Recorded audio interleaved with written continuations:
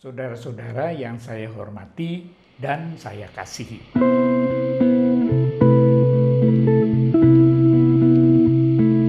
Dengan gencarnya pemberitaan tentang perkembangan pembuatan vaksin oleh beberapa produsen yang pada umumnya hampir tuntas, maka berbunga-bungalah harapan kita semua akan segera berakhirnya pandemi COVID-19 yang menakutkan ini.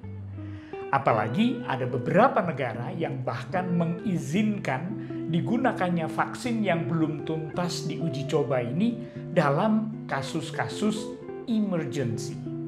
Maka kian besarlah harapan banyak orang akan segera terrealisasinya vaksin COVID-19 yang lama dinanti-nantikan ini. Namun, pada sisi yang lain muncul beberapa isu yang mempersoalkannya. Misalnya, apakah vaksin itu nanti benar-benar efektif dan aman?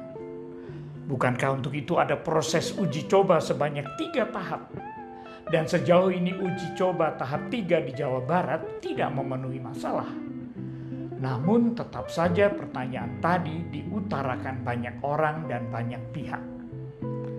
Lalu, selain pertanyaan apakah harga vaksin itu nanti terjangkau atau tidak, juga banyak sekali orang dan pihak yang mempertanyakan apakah vaksin itu dijamin kehalalannya. Beberapa ulama Muslim menjelaskan bahwa vaksin berbeda dengan makanan dalam hal penerapan prinsip halal.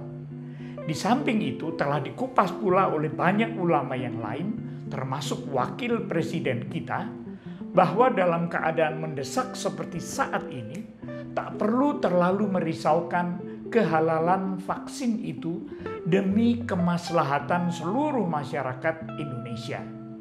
Namun demikian, tetap saja kehalalan vaksin menjadi sumber kecemasan yang baru. Namun saudara-saudaraku, tak pelak lagi. Isu terhangat adalah buat siapa vaksin akan diberikan terlebih dahulu. Karena pemerintah akan mengadakan dan mendatangkan vaksin itu secara bertahap mulai bulan November tahun 2020 ini. Maka ditentukanlah prioritas atau urutan 6 kelompok penerima vaksin itu. Pertama-tama adalah kelompok garda terdepan menghadapi COVID-19, tenaga medis dan pelayan publik termasuk TNI dan Polri. Kelompok kedua dan seterusnya adalah masyarakat, tokoh agama, tenaga pendidik, aparatus pemerintah, peserta BPJS penerima bantuan iuran, dan masyarakat berusia 19 sampai 59 tahun. Berarti total yang akan menerima vaksin di tahap pertama ini adalah 160 juta orang dengan total kebutuhan vaksin 320 juta dosis. Menurut Ketua Komite Penanganan COVID-19 dan Pemulihan Ekonomi Nasional Erlangga Hartanto, 135 juta orang akan mendapatkan vaksin di tahun 2021 dan sisanya di tahun 2022. Tentang ini, saya mendengarkan wawancara di radio beberapa hari yang lalu. Pada umumnya, warga masyarakat yang diwawancarai menyatakan setuju bahwa prioritas utama penerima vaksin adalah tenaga medis, para medis termasuk di dalamnya, yang adalah garda terdepan penanggulangan COVID-19. Namun, mendengar apa alasan mereka, saya merasa prihatin. Sebagian dari mereka beralasan bahwa para tenaga medis adalah yang langsung berhadapan dengan virus COVID-19, sehingga merekalah yang paling rentan dan yang paling membutuhkan vaksin COVID-19. Dan ini tepat, bahkan sesuai dengan alasan Komite Penanganan COVID-19 dan Pemulihan Ekonomi Nasional, yaitu menempatkan para tenaga medis sebagai prioritas teratas untuk mendapatkan vaksinasi. Namun saudara-saudaraku, Sebagian besar dari warga yang diwawancara, alasannya sangatlah sempit dan amat mementingkan diri sendiri. Mereka mengatakan tepatlah para tenaga medis yang pertama-tama mesti mendapatkan vaksinasi. Karena bila ternyata vaksin itu bermasalah, merekalah yang akan mampu menangani akibatnya dan dapat merawat diri mereka sendiri. Saya cukup tertegun mendengarkan hal ini.